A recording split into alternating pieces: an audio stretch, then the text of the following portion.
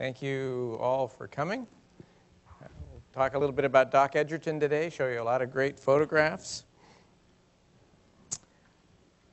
I'm going to tell you at the end a little bit about the Edgerton Center and a little bit about the Edgerton Archive project.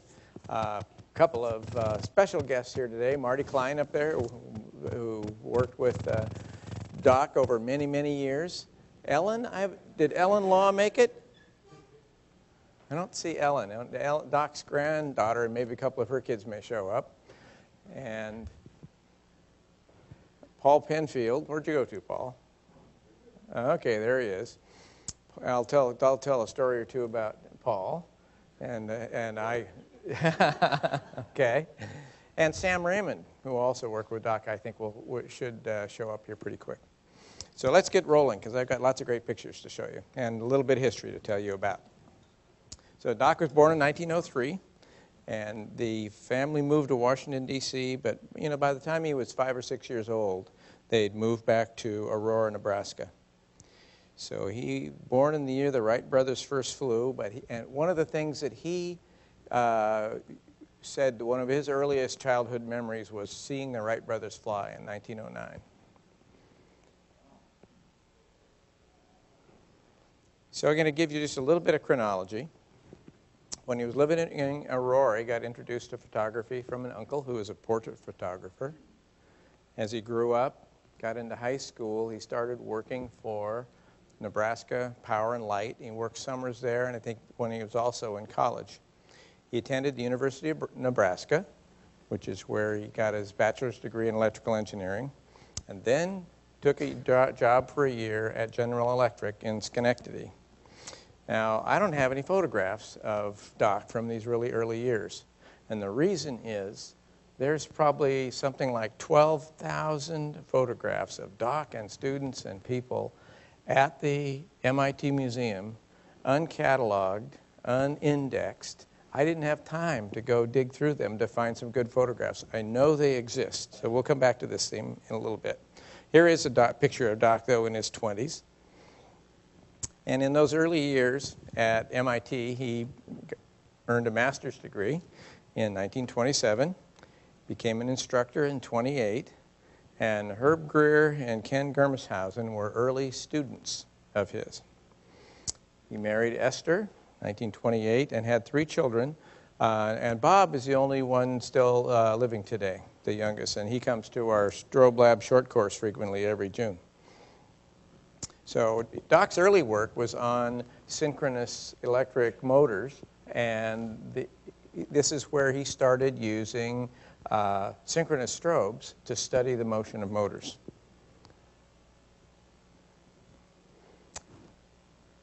Got his Doctor of Science in Electrical Engineering in 1932, became assistant professor in the same year. And at that time started turning his camera and then the flash on everyday things. I've heard him say that one of the first things he ever took a flash picture of other than an electric motor was turning the flash on a faucet, just taking a picture of water. And he took pictures of water all through his life. He was really fascinated by droplets and interesting things in water. This is a really early picture. But then he rapidly moved on to lots of other interesting things. A Harvard football coach, 1934. I really like this picture because you can see in it how it was triggered. See this wire? Just a piece of wire. And as the ball moves into it, it closes the circuit and pops the flash. And I like the little puff of dust you can see coming off the football when it gets kicked. Tennis balls, cockfights. This was new to me. I hadn't seen this one until I started searching through pictures. Early bullet photograph, a little fuzzy. This is before what I call the microflash, which is a air gap spark source of light that's less than a microsecond, which is perfected later on. So in the early 30s, he begins his partnership with Ken Germeshausen. Germeshausen does a lot of experiments developing improved flash tubes. 1933, applies for his first patent. It's not granted until 1949. And evidently there was some considerable patent discussion over what was and what wasn't original. Doc was not the inventor of the strobe. One of the inventors of photography, William Henry Fox Talbot, took a strobe photograph in 1859 with an air gap spark. But Doc really improved the electrical control and, of course, the lighting, xenon flash tubes, and those kinds of things. In 1935, he licensed to General Radio the first strobe attack, and they began making those. People began to see his photographs, and the first ones were in an exhibition in the Royal Photographic Society as early as 1933. And he started doing quite a bit of consulting in these years, turning the camera and strobe on a variety of machines and manufacturing processes. So this is just a setup looking at the cutting tool on a milling machine. This photograph was taken in the Ocean Engineering Department's water tunnel, which still exists and is in use today. So this is a marine propeller, and the streaks that you can see, those are cavitation bubbles coming off the tip. Thread coming off a real high-speed bobbin. And this is a hard picture to understand. You are looking up at the underside of a die, and droplets of lead are coming out through hundreds of little holes. This is the die in a shot tower. This is how you make lead BBs, and they fall and freeze before they hit the ground. So moving on, in the later 30s, Doc develops the multi-flash, starts taking pictures of lots of animals and other sporting events, and high-speed movies. So 1937, what's called the Coronet photograph is part of the first ever photographic exhibition at the Museum of Modern Art in New York. Before 1937, I guess photographs weren't considered art. They made an important change in some people's mind at that point, but became one of Doc's probably signature photograph. And if I forget to say, we have reprinted a bunch of the color ones of that, which you can pick up on the way out. So this is 1936. Doc learned that Mrs. Lawrence Webster had the hummingbirds would just eat out of her hand. And so he went up to New Hampshire to take pictures of hummingbirds. So first stop action photographs that really froze hummingbirds in flight that had ever been taken. 50, 60 beats per minute. This one you can even see his tongue sticking out. And this is a page from Doc's lab books. There's 8,000 pages of Edgerton notebooks, and they're really an MIT treasure. They have incredible information in them. This is July 8, 1936. My mother and father were here from July 3rd to today. My sister Mary Ellen and her 2 boys came also. Dad and I spent Monday, July 6th at the Acushnet Company taking golf pictures. And then the rest of the page is about Mrs. Webster and the hummingbirds. I would like to get all of those pages up where any one of you could log on to the web and search by topic and be able to associate time and date and place with Edgerton pictures. So here's one of those golf pictures from those days. And here's a page out of the notebook.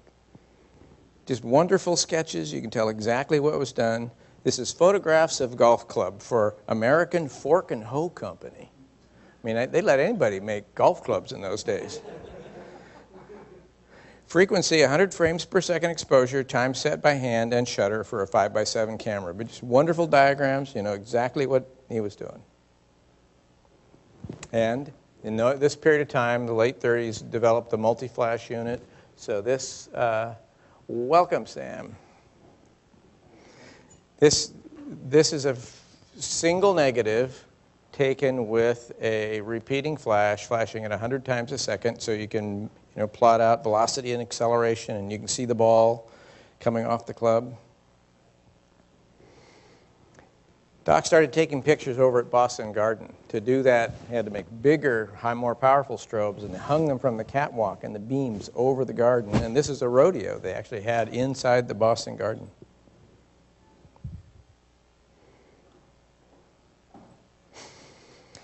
In the late 30s, Doc went to Kodak and tried to convince them to produce strobes. And they did a little market analysis and decided they could make about 50 a year, and they said it's just never going to be very important, Doc. And they declined to do it. So he set out to create the demand that became the modern flash industry. And one of the ways he did that is by building portable strobe units that he loaned to sports photographers. And this photograph in 1940 is the first strobe photograph that went out on AP wire photo. And that began to create demand that, and we know what happened after that. And there were lots of, this is a photograph, 1940, taken, a prize-winning photo by Joe Costa, New York Daily News. This is right out of Doc's lab book. Joe Louis, Arturo Godoy rematch, 1940. And also in 1940, MGM won an Academy Award for a short done with Edgerton of high-speed movies. This one is making scrambled eggs with your house fan.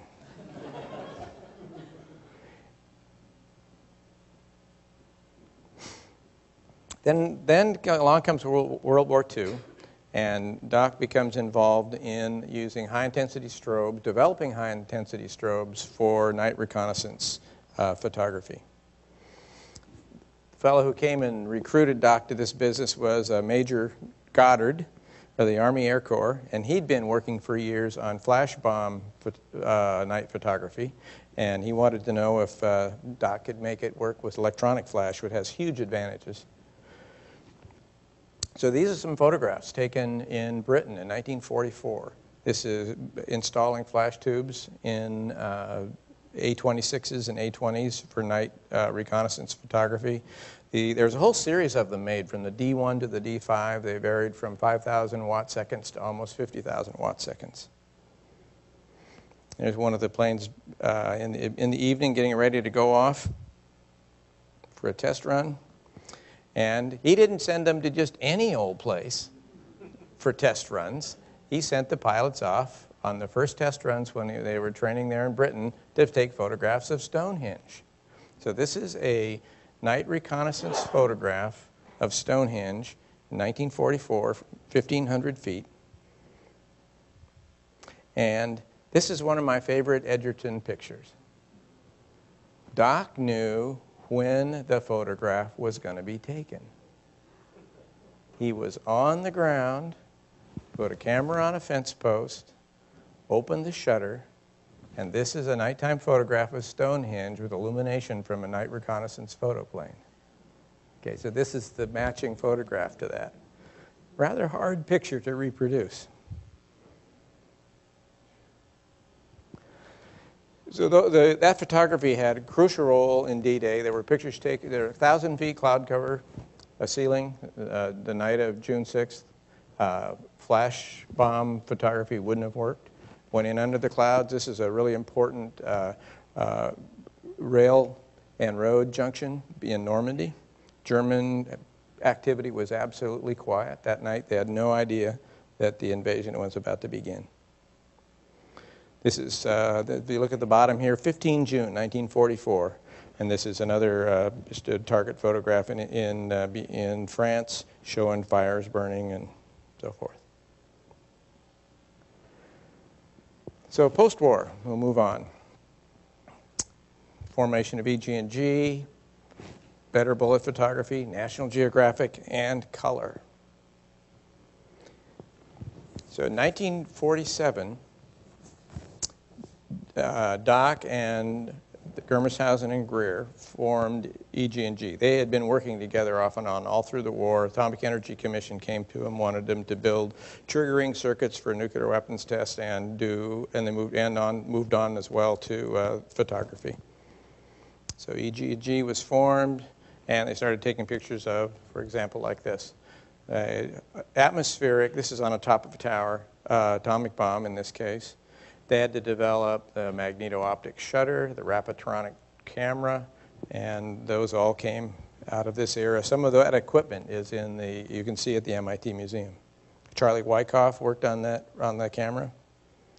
Some of you remember him. The microflash came along in those years. The microflash is this air-gap spark, 1/3 microsecond exposure, and you can really take nice stop-action photographs of things like bullets. This is one of my favorite bullet pictures. The bullet is right here. But shows you Doc had this fantastic sense of composition. You know, it's a single flash, it's a single instant in time, but you get the whole feeling for how a balloon breaks, because he was clever and put 3 in a row, and you get the whole sequence. So that's a .30 caliber bullet, twice the speed of sound, black and white. And later, when we had color film, same picture taken with color. That bullet moves, you know, just a few thousandths of an inch in the course, in the duration of that, of the photograph. So the way, if any of you don't know how a bullet picture is taken, you turn all the lights off in the room, you open the shutter on the camera, you shoot the gun, and the shock wave from the bullet hits a microphone, and the microphone trips the flash. And if you're standing in the room, and you know, and you're looking right at the playing card, you've got your eyes wide open, and it's completely black, the gun goes, the flash goes off, and you can see the bullet with your eye. Just see it there, just sitting there. Because your eye just retains the image. And it's interesting how the eye works, but that one microsecond of light lasts several milliseconds in your eye, and your brain says, hey, that's pretty cool. Yeah. So Doc's first article in National Geographic was 1947. It was about hummingbirds. There was another one, I think, in 1951, and a whole series of geographic articles, many of them about underwater exploration. Crawford Greenwald was the president of DuPont, and hummingbirds were his hobby, and he came to Doc to have him learn how to use flash, and he built Greenwald's first unit. Greenwald went on to publish his own book of hummingbird photographs with individually glued in color photographs of birds from all over the world. Absolutely spectacular, rare book. Bats, great photographs, including fishing bats. I don't have that picture. I have to find that one. And then, of course, the modern signature photograph, the milk drop.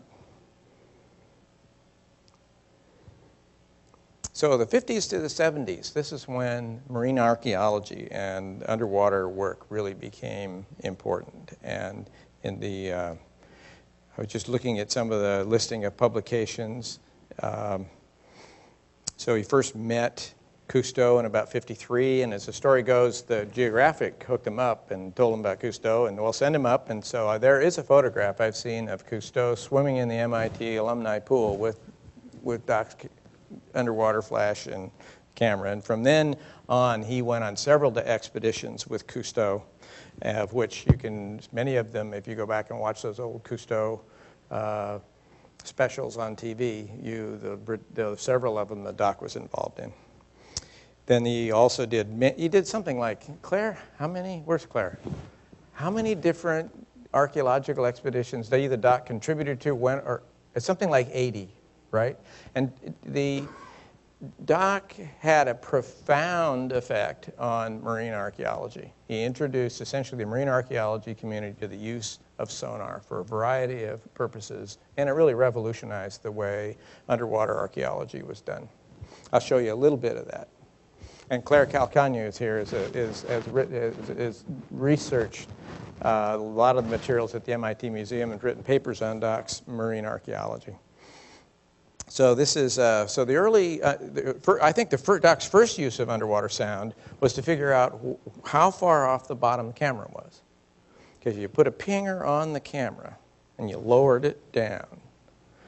Each time the pinger would beep, the sound would go directly to the surface, and the sound would go down to the bottom, bounce off and directly to the surface. And the difference in arrival time told you how far off the bottom the camera was. So remotely, paying out the cable from the boat, you could position the camera exactly the height off the bottom that you wanted it to be. Now, 5 feet off the bottom is how much difference in delay time? 2. 1 each way. Down and back, right. 2 milliseconds. Difference is 5 feet, in a millisecond, sound travels about 5 feet in water. So this is one of the next uses was Doc learned that, hey, some of the sound is penetrating the bottom, and you can see things beneath the bottom. And this is one of the, so the boomer was born, and this was one of the things which you really use widely in marine archaeology, because you could find things underneath some kinds of bottoms. Others didn't do so well. And this is one of Doc's favorite practice targets. It's the Sumner and Callahan tunnels. So you take the boomer out in the Boston Harbor and go back and forth searching for the tunnels, and that's these 2 dome shapes that you can see in here are the 2 tunnels underneath the bottom. So this is water, the boat's up there, this is the bottom, and then underneath the bottom, that's where the tunnels are sitting. There's Marty Klein, who's with us today, and Marty and Doc developed the first commercial toadfish narrow beam side scan sonar at EG&G in 1966. Is that about right, Marty? Yes. Okay. And then you went. When did you go on to form Klein Side Scan? January 1968. Okay. And then you were, when you sold the company 20 years later? Something like that. So Marty got it. 40 years ago. Yep. So Marty got his start doing sonar with Doc and made a life's work out of it.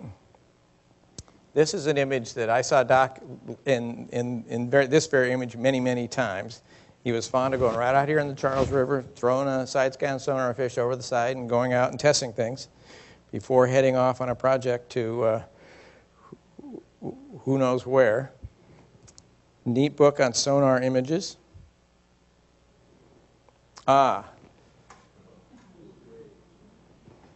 So if Paul Gray were here, he has some funny stories about these.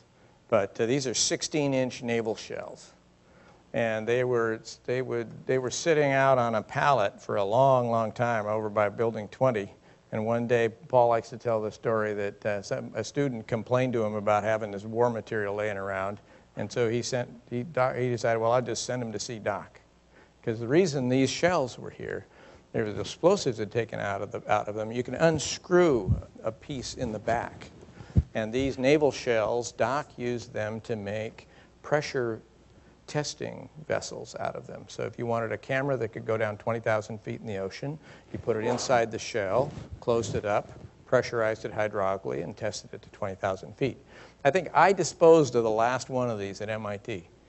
We had when I was a young professor in the ocean engineering department, the pressure testing vessel that had been made out of one of these was still there in a cart, standing upright with all the apparatus, and I gave it to some folks at Woods Hole. So that was that's the last we saw of one of these here at MIT. Doc, as I said, went many times with Cousteau on board the Calypso, one of the photographs of those trips.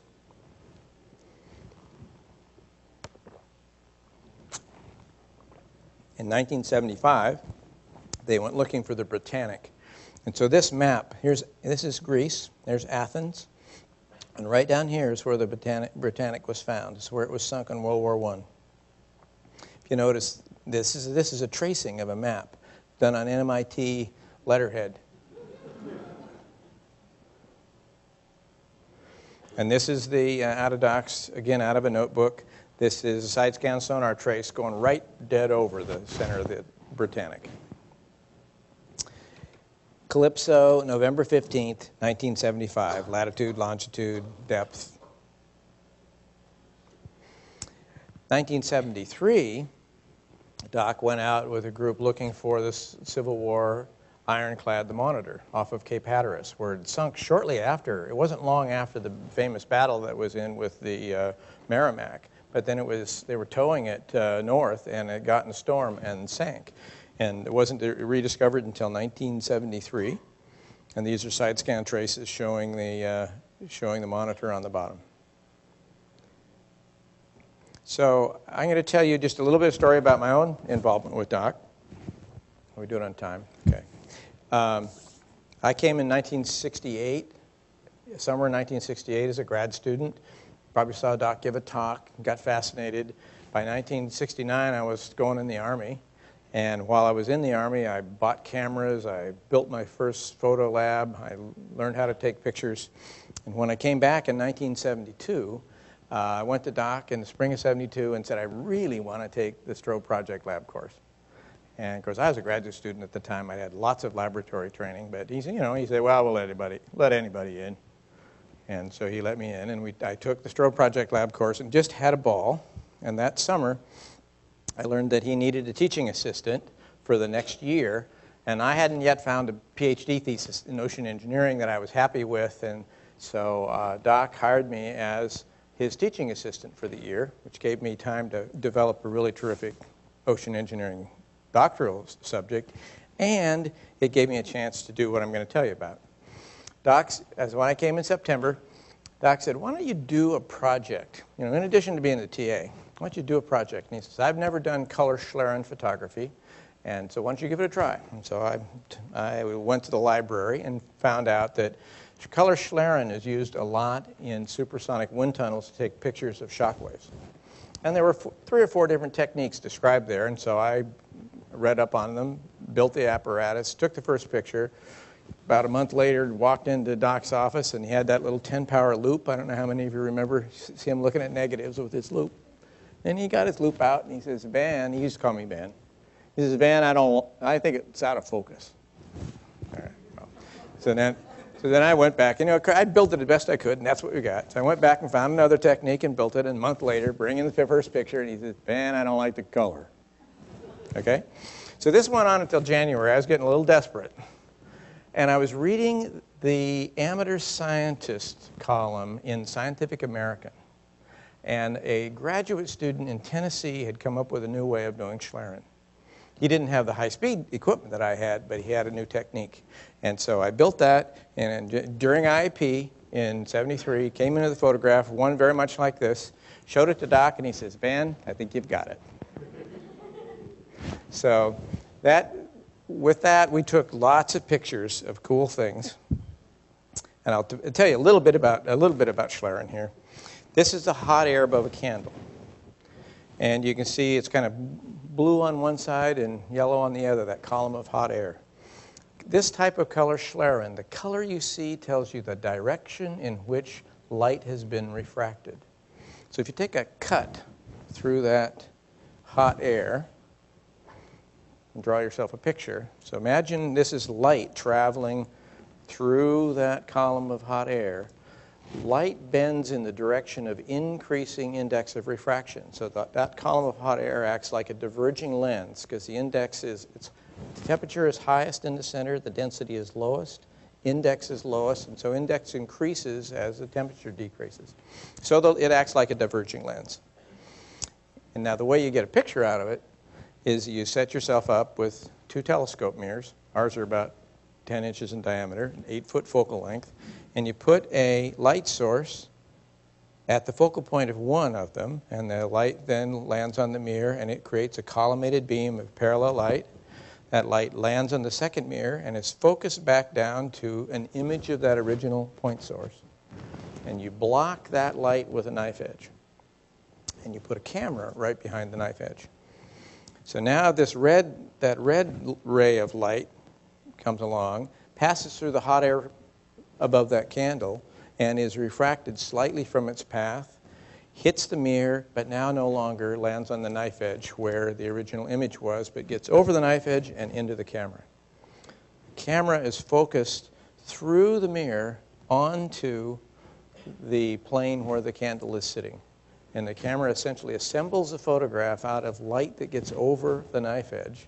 And it's light that appears to be coming from the location of the candle. So that's how a Schlerin system, the simplest explanation of a Schlerin system. And if you do it then with multiple sources of different colors, you can make it so that if light is refracted down, it looks yellow. Up, it's blue. Left and right are red and green, and everything in between at different angles. So this is a .30 caliber bullet. The light is refracted down in the shock waves at the top and come out yellow, up blue. But you can see there's a lot of amazing things in a picture like this. These are little mock stems. That's reflected sound because of the density difference between hot air and cold air. This is wake turbulence.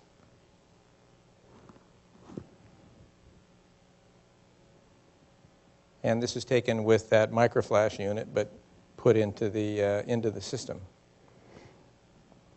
So Doc, early on, had taken pictures of, remember the cavitation pictures and the marine propellers? Well, you can see the tip vortex in an ordinary house fan by putting in smoke.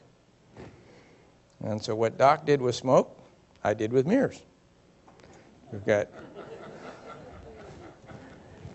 this black, this is one blade of the house fan, and this is an alcohol lamp. This is just hot air. You can see it in the Schlerin. It's rolled into the tip vortex and then shed downstream as a helix. And when you're standing in front of an ordinary fan, the buffeting you feel are these helix, are these little rotating tornadoes coming by you that have been spun off the tips of the fan. So this is a .30 caliber bullet, a shadow graph of Doc's passing through a piece of cardboard. The same thing in Schlerin. This picture, you can see a lot of amazing things going on. There's, I can get my pointer back. There's sound diffraction over that sharp edge. Looks like a new point source. There's reflection, obviously, here. There's little bits of supersonic cardboard, each with their own little shock wave going on. This is a Doc shadow graph of a soap bubble with a .22 caliber bullet going through it. And you can see all sorts of amazing detail in that soap bubble and shock waves. And there's this similar photograph in Schlerin where you see a bullet. You can see, I don't know if it shows up. Yeah, you can see it. These are reflected sound waves, shock waves from the skin of the bubble.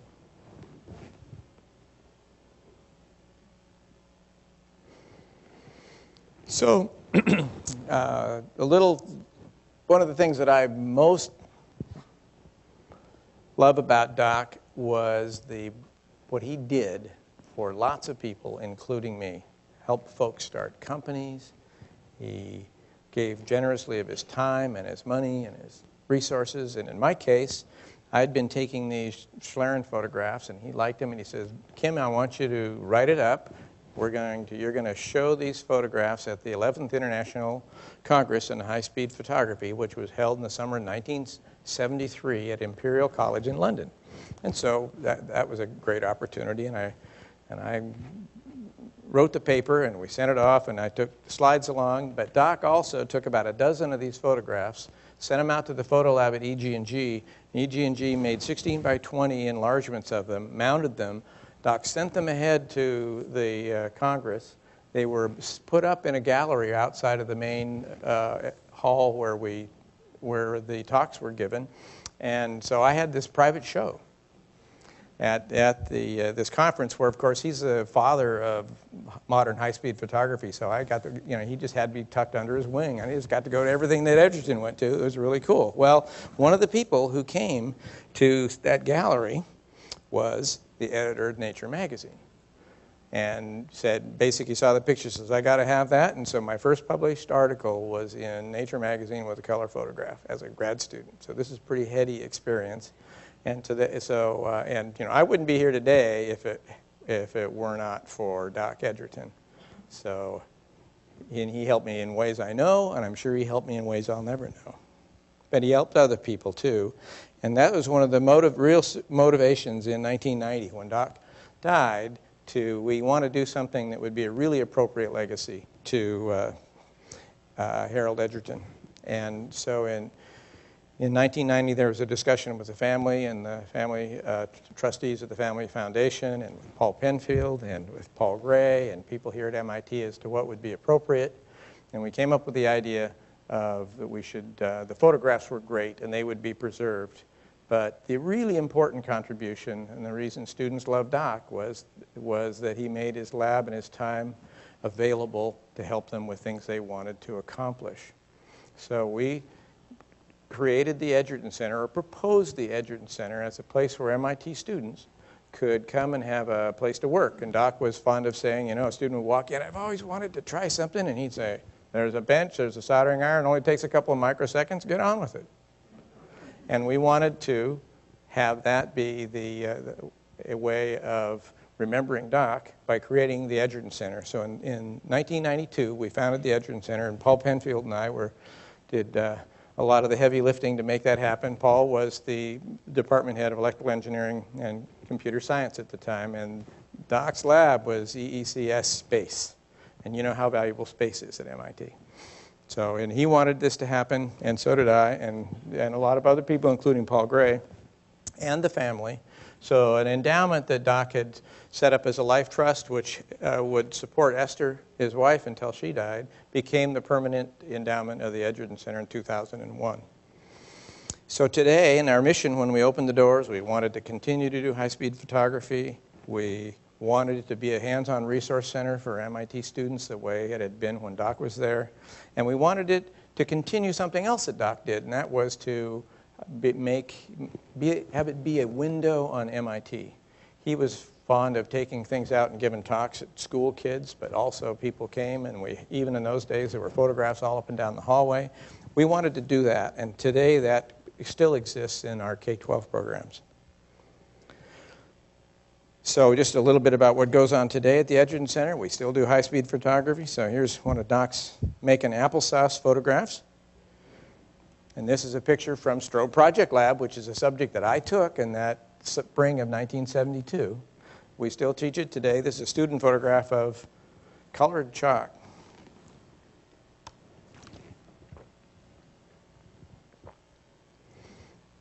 We support 20-some student clubs and teams. One of them is a group called the Vehicle Design Summit. 2 summers ago, it's almost now, so it'd be the spring, it was over 2 years ago, so 2 women students, the two on the left and right here in blue.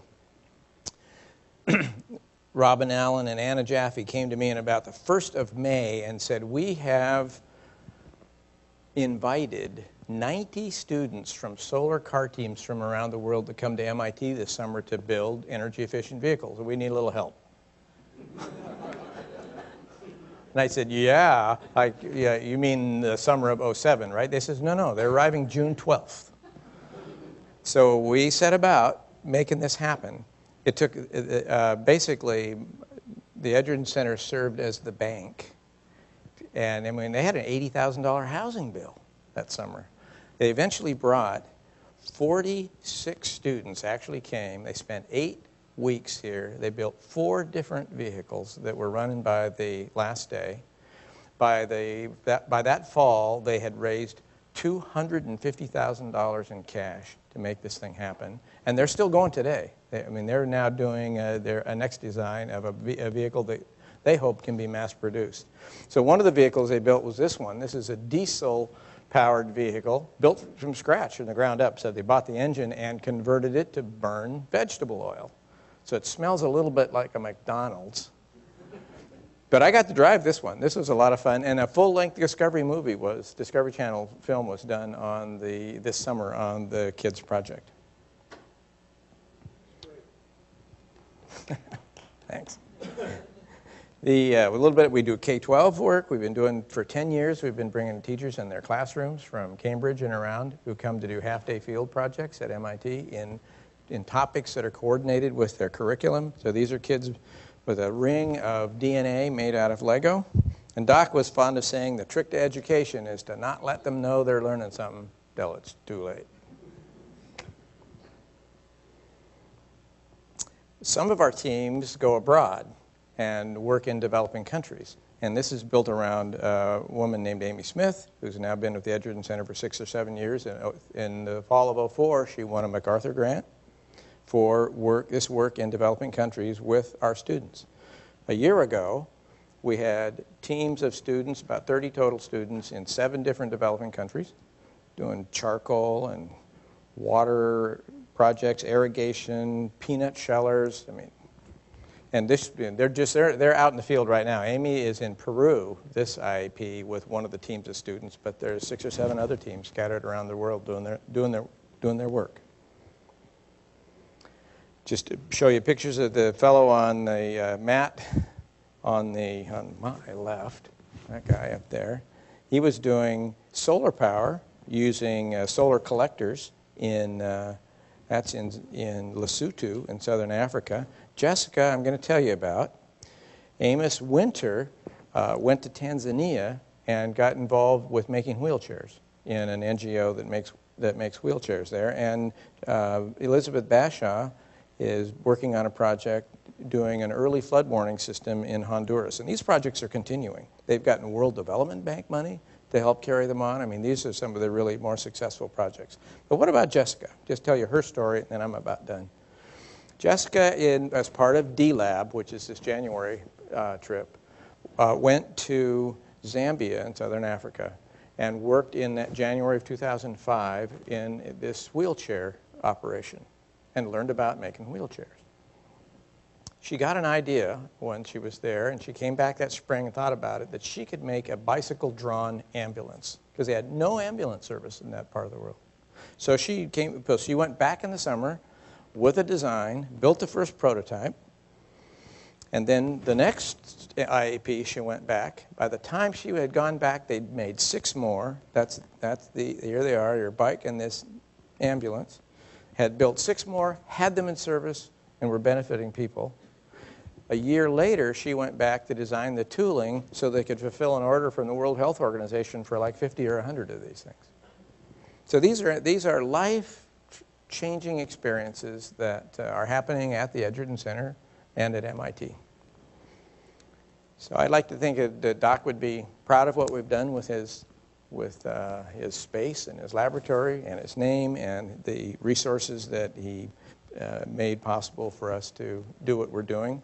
So I'm going to end by telling you a little bit about the Edgerton Archive project.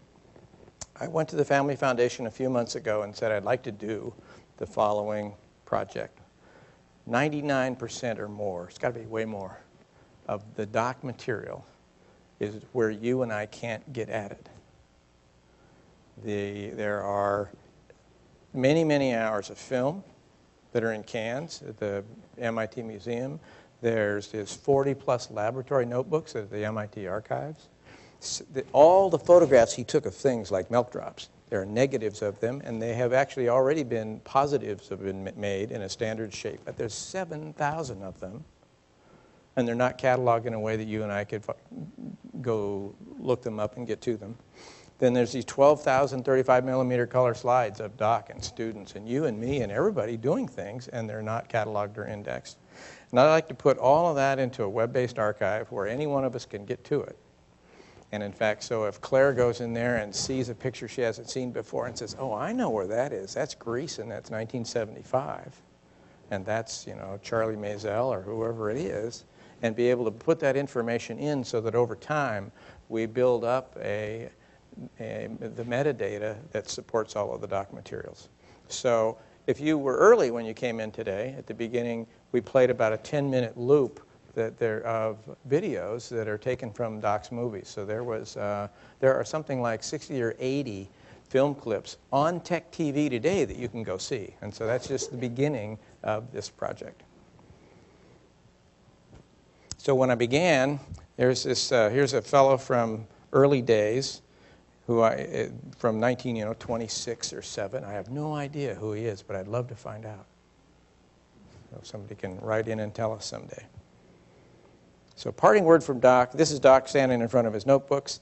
I don't know if I can make this happen. If I can't, we'll just stop and go to questions. I'm going to turn this down, and if I can get a little video clip to run here, this is where we'll end.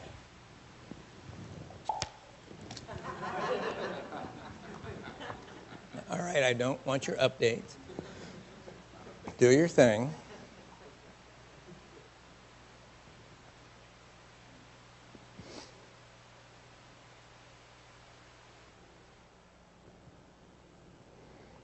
There's a lot of great footage of Doc in different things. Like the short that was made in 1940, we have that.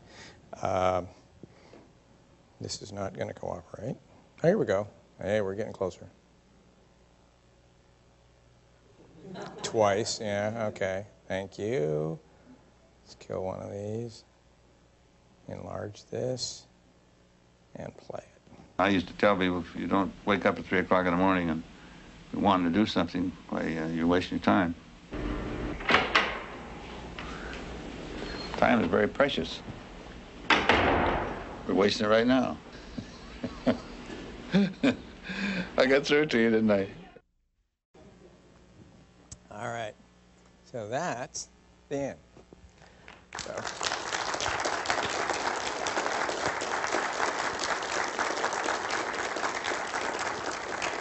So we've got a little time. Thanks for coming. People have got memories that they have of what they did with Doc or questions you want to ask. Time's yours. He worked at General Electric early in his career. What did he do there? I think actually my recall is that he was in fact working on large motors. And that's then what, when he came to MIT, he continued that work, is the closest connection that I know.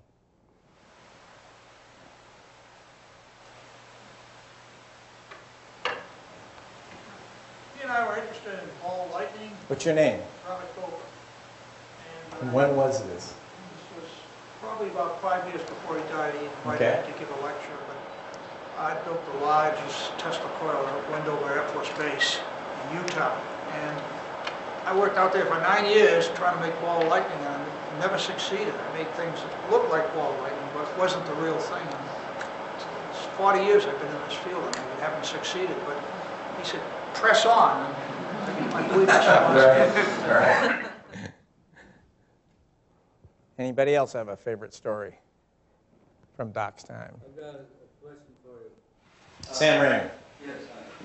Yes, it was that Doc said he had this crew over there in England and he would go out at night to test the equipment. He's trying to get somebody to go in to help him.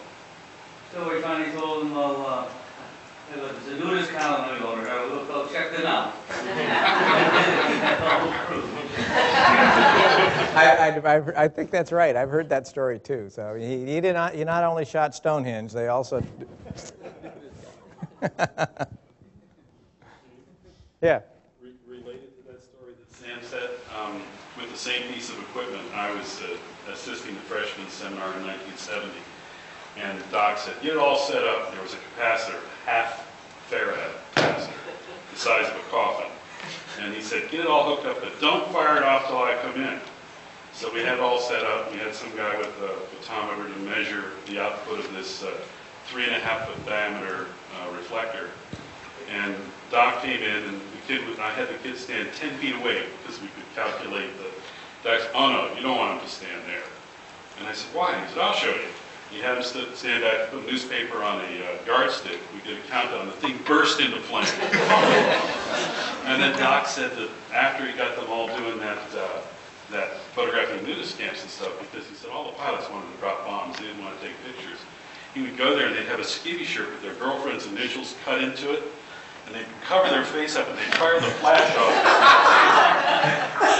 Their girlfriend's initials into their chest. Gus Kaifas has worked and published many of Doc's photographs. There are 4 books of Doc photographs, the first of which was published in 1939. And the first 3 were all edited by Jim Killian, who was the president of MIT in the late 40s and early 50s.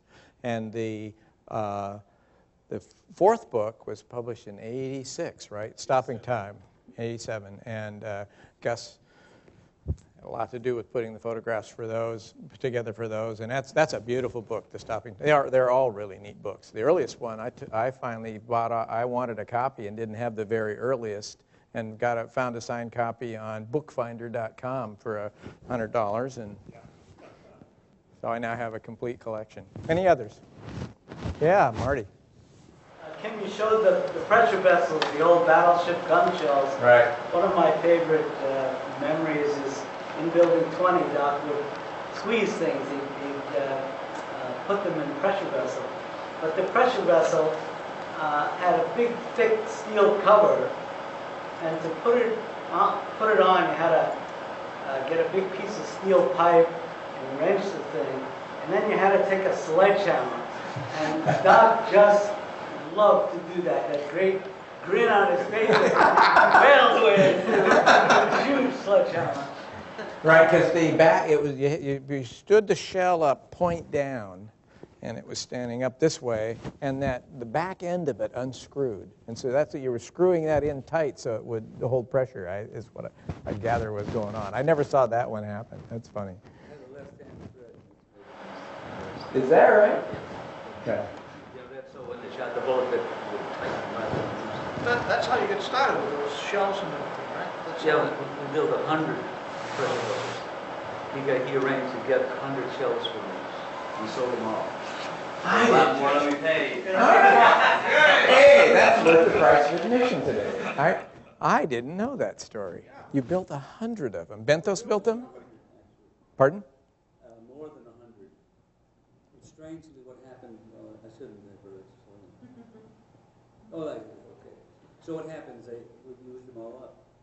So I needed to get some more. I heard that the government had made a whole lot of shells to be used in Vietnam, North Vietnam, and that the contract ended. They decided not to do it. Found out that they had made 100 shells, and they had been scrapped. So I got on the phone, found out they were in the scrapyard down in Philadelphia. So raced down there, we got flatbed trucks, and bought them 100 more shells, and brand new. So another 100 shells. Great price. Did you? Junkyard prices. I guess. Did you make? So how many more did you actually sell? Another 100? You'd sell another 100 of them? This is too loud. Okay.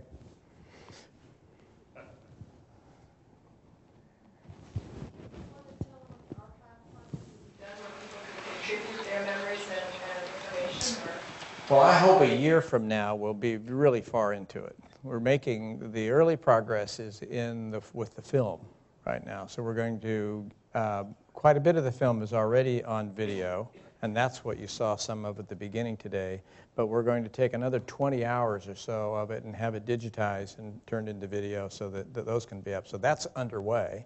And well, that's what I showed at the beginning today were there are about 80 different short clips that we've gotten up online already that you can see. And so eventually we'll have a lot more, including those 7,000 images. So if somebody doesn't duplicate it, I'm happy to give it to you.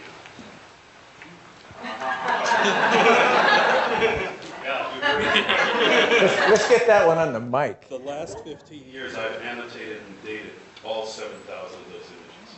That's incredible. Yeah. And mostly digitized, too. That project, future. Fantastic. Yeah. All right. Oh, well, so the annotation is really incredible. That's really valuable. Okay, Gus, we need to be talking. Okay, thank you. Thank you. I'm glad you came. Ed?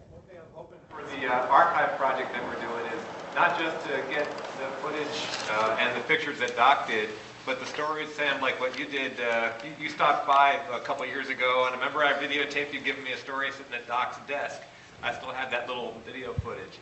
The stories that you guys tell are hugely important. I mean, they're just wonderful day-in-the-life stories.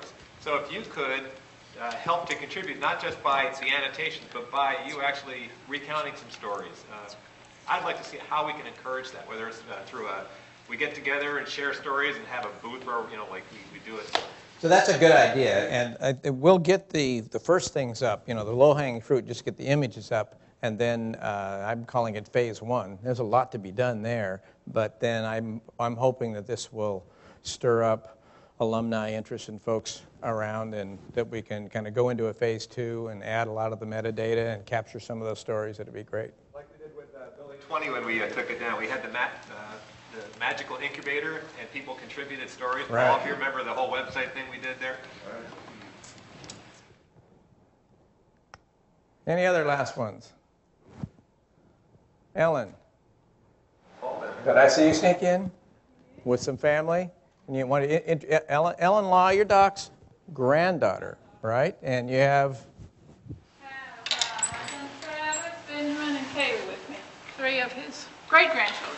Terrific. Glad you can make it. Okay. Any others? Paul? Well, let me just mention one thing from the 19th. This doesn't have to do so much with Doc's professional, but his influence at MIT and in the department, and his attitude rubbing off on other people. When I was a very junior professor in the early 1960s, we had something called the steak fry, and the students put it on, and we had a great time, and there would always be these impromptu musical gatherings where the faculty could make fools of themselves by trying to, and Doc was always there with his guitar. He was having a great time with his guitar all the time. He had such a sense of great fun and enjoyment, but also a great sense of decency. I remember one time he was going with the playing his guitar. I, like a fool, brought along mine too, although I couldn't keep up with him too well. And the students took one of our songs, and there was a revulged version of that which he and I were, well, I was unfamiliar with anyway. Maybe Doc knew it. They started singing it, and Doc was not too pleased about that because things were getting out of hand. So he led the, by taking command with his guitar, he led them off into another refrain so that they couldn't sing it. Then they tried to do it again, and led them off again.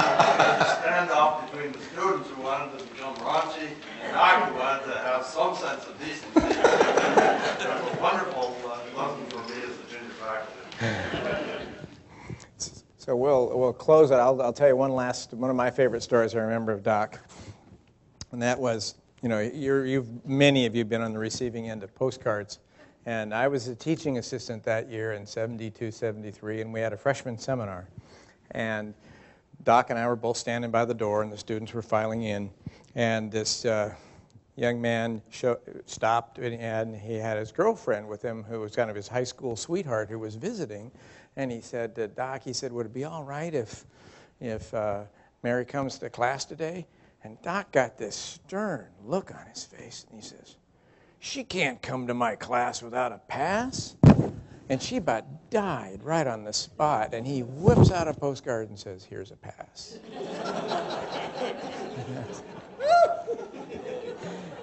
So I thank you all. It's been great fun.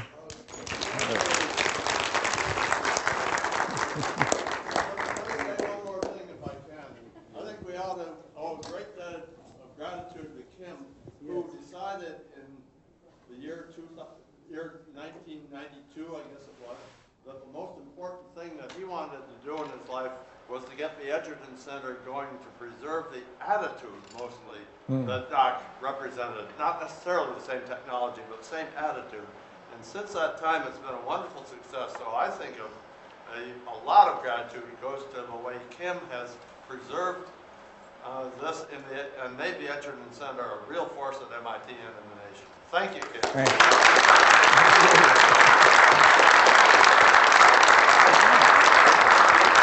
Thanks for coming.